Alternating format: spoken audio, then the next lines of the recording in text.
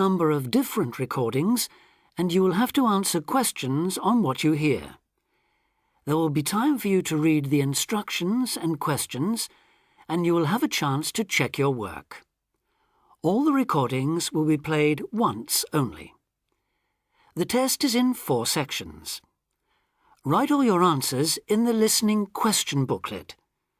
At the end of the real test, you will be given 10 minutes to transfer your answers to an answer sheet. Now turn to Section 1. Test 4. Section 1. You will hear a telephone conversation about opening a bank account. First, you have some time to look at questions 1 to 7.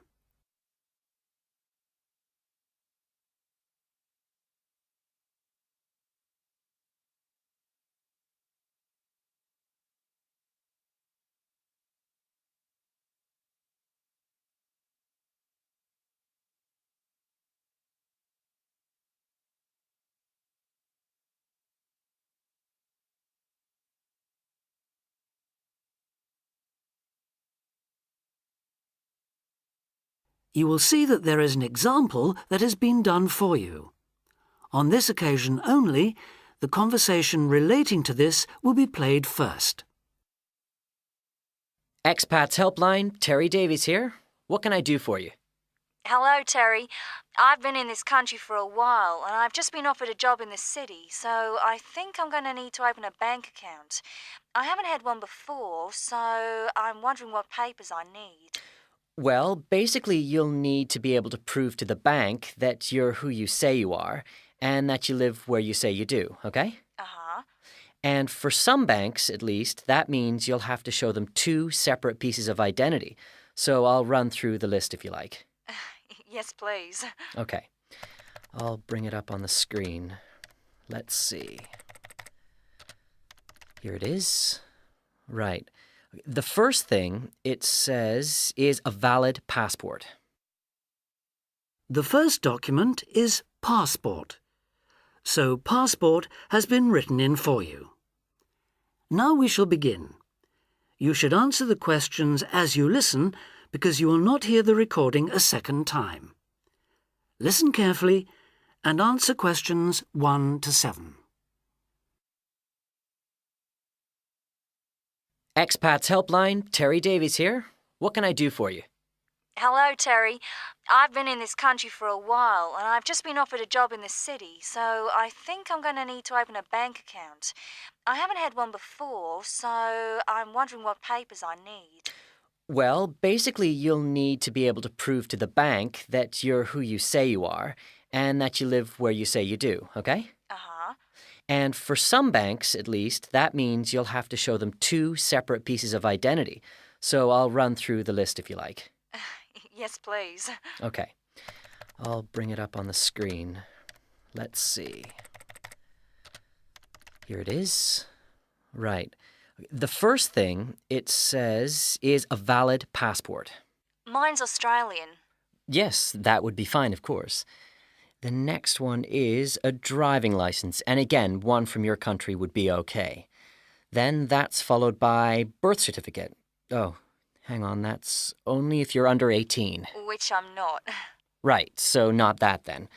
But you can also show them a benefit book. For instance, if you're in ill health or unemployed or getting income support. Yes, I could bring that. Or a letter from my employer, maybe? Well, that's not actually on the list, so we'll have to assume you can't. Okay. And to prove where I live? Again, there are several possible things listed here. For instance, you could use a bill for council tax or something else for where you live, such as an insurance certificate. I've got one of those, somewhere among all my papers.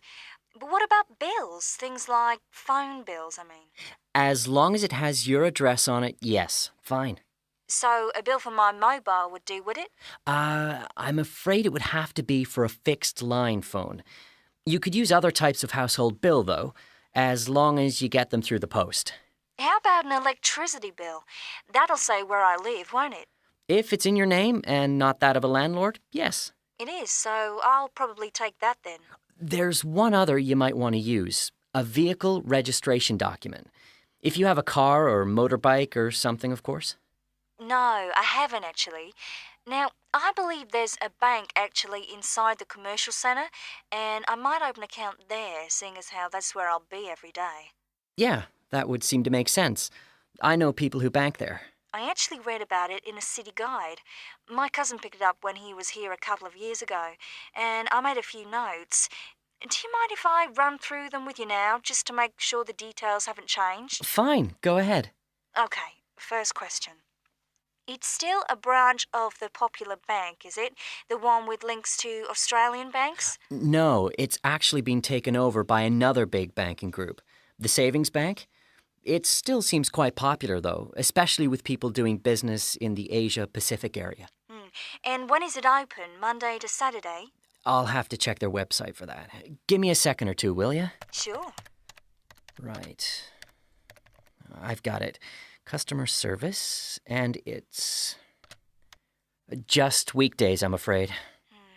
Does it say what their business hours are? I'm just looking for that. It's on a different page for some reason. I think there's been a change at some banks in the last year or so. Yeah, here it is. It's open from 9:30 in the morning till 3:30 in the afternoon. And it's on the top floor of the main centre building, is it? Next to the travel agency? That's where it used to be, but they've since moved it to a slightly bigger place. It's on the ground floor now. Oh. And one last thing on this. I know most banks give incentives to young people to open accounts with them, but apparently this one didn't. Do you know if they're offering anything these days? I'll just check. I'm sure they'd say so on their new clients page if they were.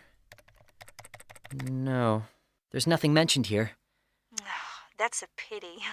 I was quite looking forward to getting my free gift.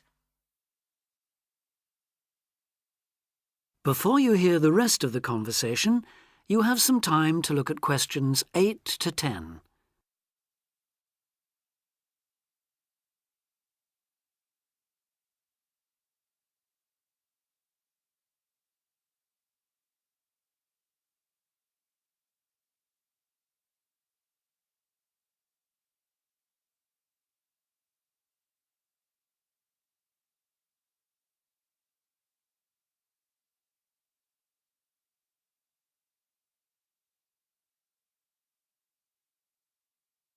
Now listen and answer questions 8 to 10. There are plenty of other banks within walking distance, you know. It may be worth shopping around to see what they've got to offer. Longer opening hours, including Saturdays, perhaps less crowded. Can you tell me how to get to a couple of them? I know where the commercial centre is, so that's probably my best starting place. Sure. For the Royal Bank, you need to turn left when you leave the centre, go along Market Street past the post office, and turn left up Bridge Street past the Shaw Theatre. Then you take the first right. You'll see an internet cafe on the other side, and the Royal is just a bit further along on the right, directly opposite the Park Hotel. Okay, I've got that. What about the Northern Bank? For that one, you turn right as you come out of the centre and go along Market Street until you come to the junction with West Street. There you turn right again and carry on up as far as the next junction where you take a left. You'll see the bank from there. It's the third building on the right. Fine. And the last one, the National Bank? You can go either way from the centre, really. Up West Street or Bridge Street and then along past City Hall. The bank is on the other side of the road, right next to the tourist office. You can't miss it. Great. Thanks a lot for your help. Anytime. Bye. Bye. That is the end of section 1.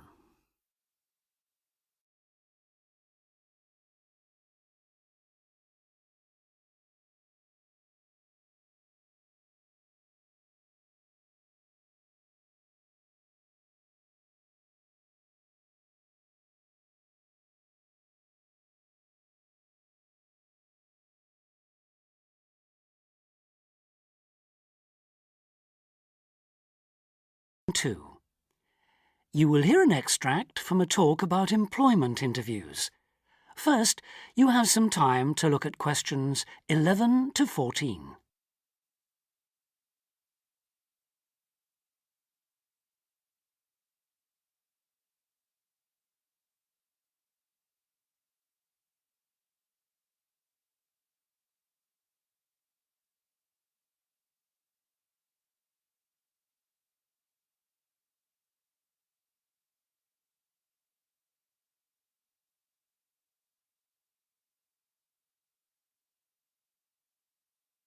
Now listen carefully and answer questions 11 to 14.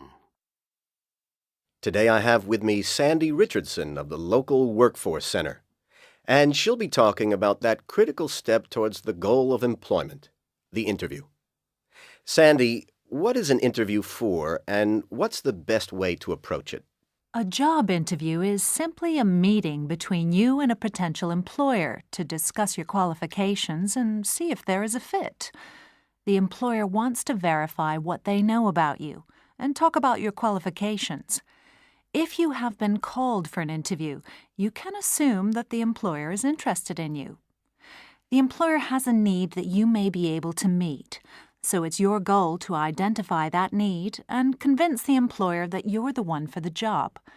As everyone knows, interviews can be stressful, but when you're well prepared, there's no reason to panic.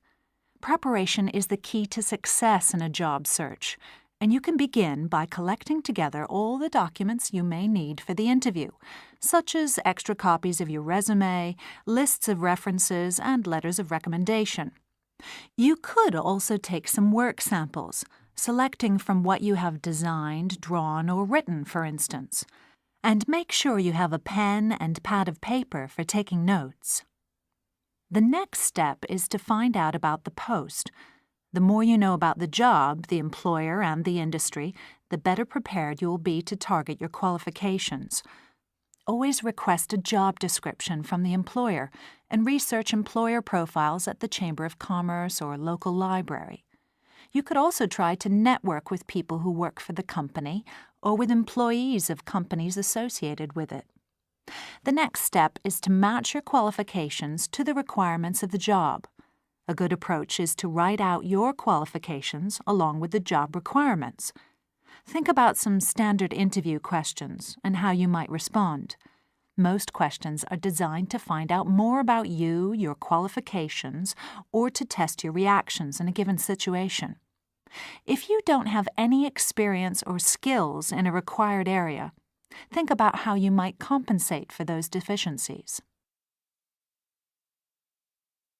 Before you hear the rest of the talk, you have some time to look at questions 15 to 20.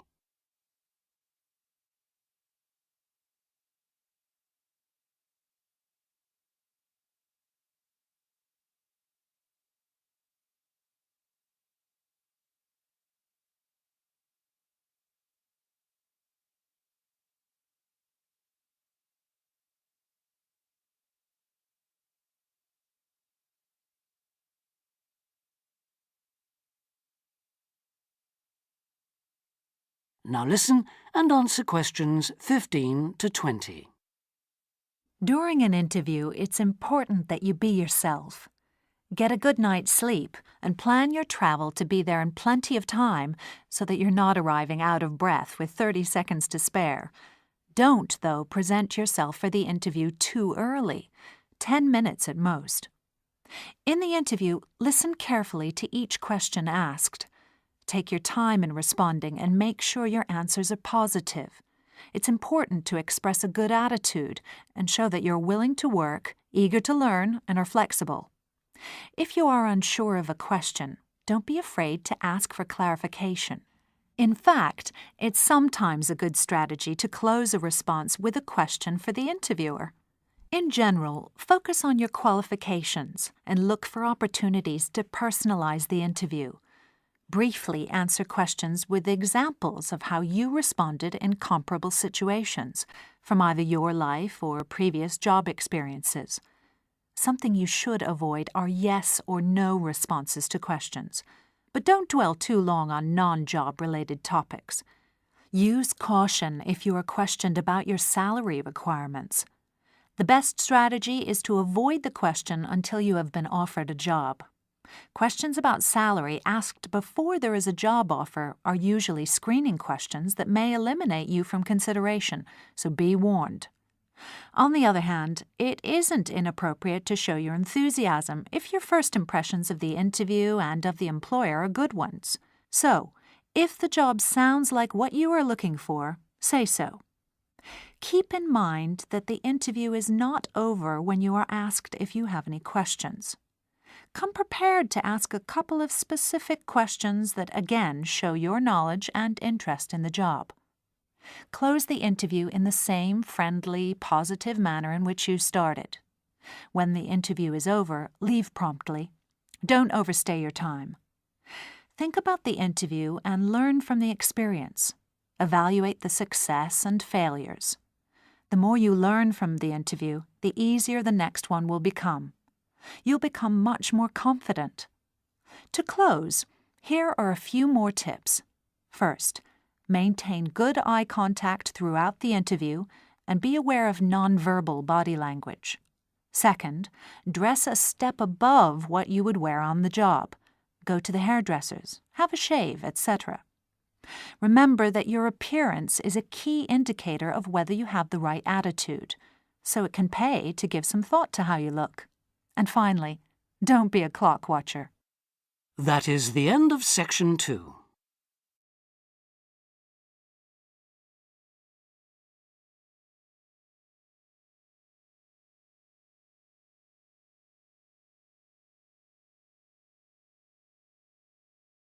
Section 2. Test 4. Section 3. You will hear a tutor and some students discussing choosing courses at a college. First, you have some time to look at questions 21 to 24.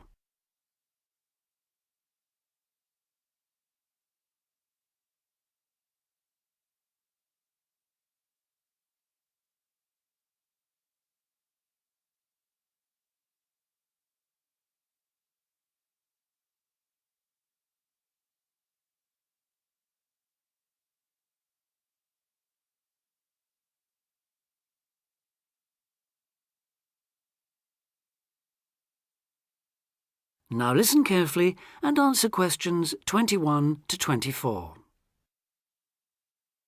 As you know, this week you choose your modules for the first year of study. So this introductory meeting is aimed at helping you make informed choices. I think the best way to do this is on a question and answer basis. So who'd like to start? Pat. Yes. There's something I've been wondering about. Will my choice affect my career opportunities? Well, for most students, the choice of Level 1 modules won't be crucial in terms of a later career. In fact, many graduate-level jobs will accept graduates from a range of degree courses. Employers will often be at least as interested in how well a student has performed academically and how the whole experience of university has developed the student as a person, as in the detail of the course options chosen. Selecting modules that will interest you and in which you think you will be particularly successful is therefore also likely to make good sense in career terms. On certain degree courses, though, module choice can be important. This applies mainly to vocational courses, where the degree confers an accredited professional training as well as university education. Usually the modules students are required to take will include all those needed to meet those professional requirements. Your academic department, in this case chemical and process engineering, and the university's career service will be able to advise you, and will be pleased to help you sort out anything you're not certain about. Right. Before you hear the rest of the discussion, you have some time to look at questions 25 to 30.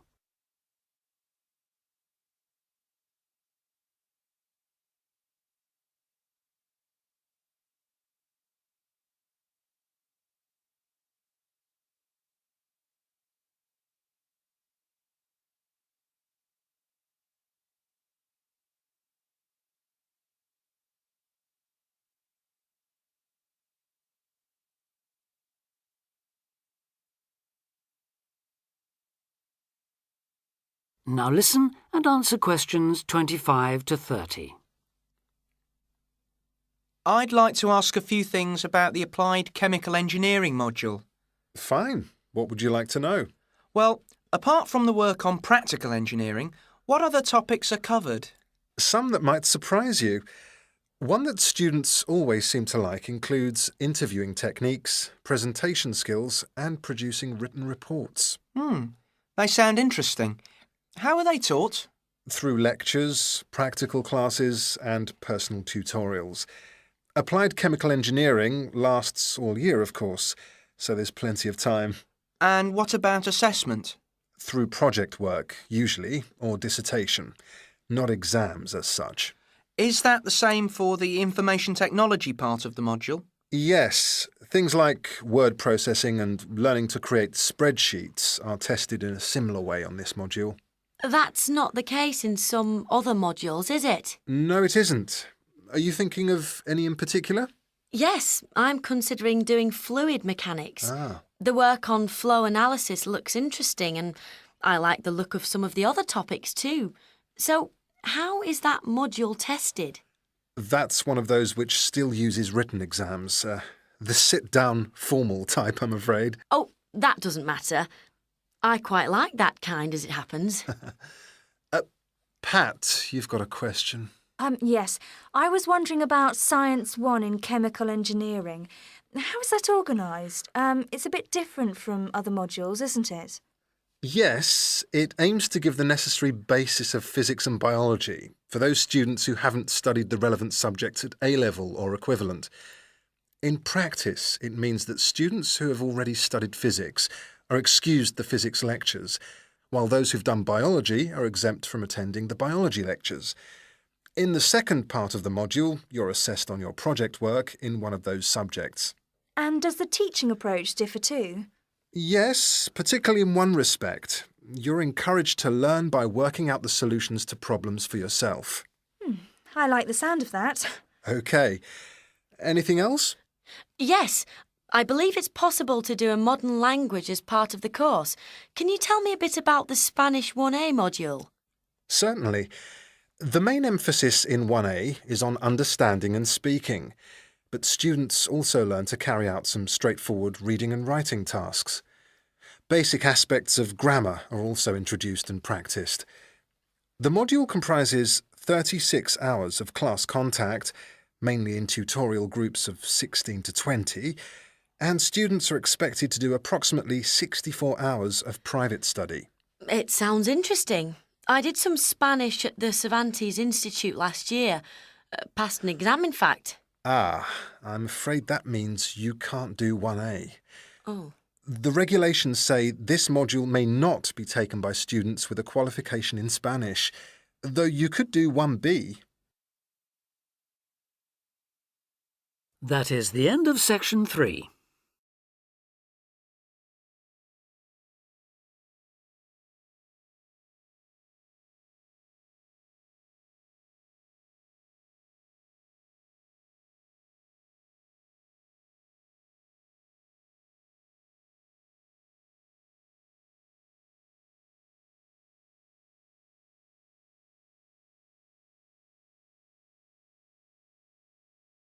Test 4. Section 4. You will hear part of a lecture about a crater in Australia. First, you have some time to read questions 31 to 40.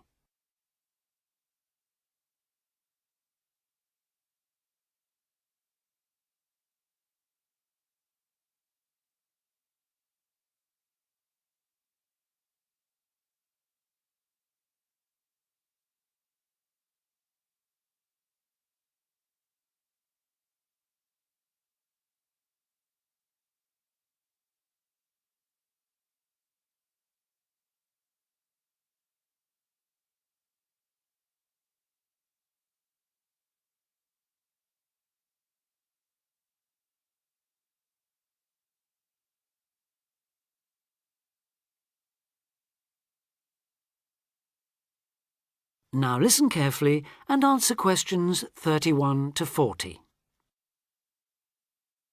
Lake Acraman in South Australia is Armageddon for the purist.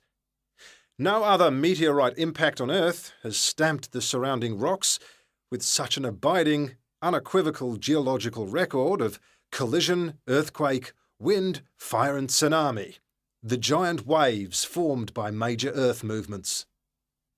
The story it tells is elemental, without dying dinosaurs or even Bruce Willis to complicate its simple message of destruction. First, the numbers. About 590 million years ago, a rocky meteorite more than 4 kilometres across and travelling at around 90,000 kilometres an hour slammed into an area of red volcanic rock about 430 kilometres northwest of Adelaide. Within seconds, the meteorite vaporised in a ball of fire, carving out a crater about 4 kilometres deep and 40 kilometres in diameter, and spawning earthquakes fierce enough to raise 100-metre-height tsunamis in a shallow sea 300 kilometres away. Ancient, stable and unglaciated, the bedrock of Australia preserves some of the most photogenic impact craters in the world. Acraman is not one of them. 500 million years of erosion has taken its toll. A salt pan surrounded by low hills is all that remains to mark the site of the cataclysm. The true nature of the place dawned on geologist George Williams of Adelaide University in 1979. Gazing at a sheaf of newly acquired satellite images, he saw the small circular shape of Lake Acraman surrounded by a ring of faults and low scarps 40 kilometres across, and an outer ring twice this size. A year later, he made it to the site. On islands near the centre of the lake, Williams found bedrock shattered in a conical pattern that experts consider a sure sign of a meteorite impact. Except for a crater, which had long since eroded, the area was a textbook example of an impact site. In 1985, further intriguing evidence turned up. Vic Gostin, another Adelaide geologist, had been studying a thin band of fragmented red volcanic rock in 600-million-year-old shale in the Flinders Ranges, more than 300 kilometres east of Acraman. To his bewilderment, the volcanic chunks turned out to be 1 billion years older than the shale. Where had they come from? Comparing samples, Gostin and Williams found that their rocks were identical. The red rock in the Flinders Ranges had been blasted there from Acraman. Later, the same material turned up at sites 500 kilometres from Acraman.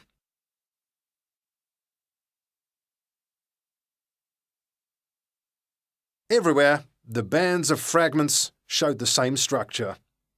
Coarse pebbles at the bottom, then a cocktail of silt and sand, then layers of increasingly fine sand, distorted on top into a wavy, scalloped pattern. These layers also show, step by step, how the meteorite transformed the floor of an ancient sea hundreds of kilometres away, according to Malcolm Wallace of Melbourne University. First came the earthquake. Travelling at about 3 kilometres a second, shock waves arrived offshore within a minute or two of the collision, stirring up the water with clouds of silt as the seabed shook. Then shattered rock from the explosion arrived by air. Pebbles and boulders crashed into the water, reaching a depth of about 200 metres within a minute. One day they would become the lower band of the Flinders Rock. Sand took up to an hour to come to rest, finally bedding down with the silt that was also now settling on the sea floor as the effects of the earthquake died away. This mixture would eventually form the next layer. About an hour after the meteorite's impact, huge waves rolled in, leaving the ripples on the surface that later hardened into rock. Clear as mud is not an oxymoron. In Acraman, the arid, timeless Australian outback has preserved the closest thing the Earth can boast to a perfect pockmark, the pinnacle of imperfection. That is the end of Test 4.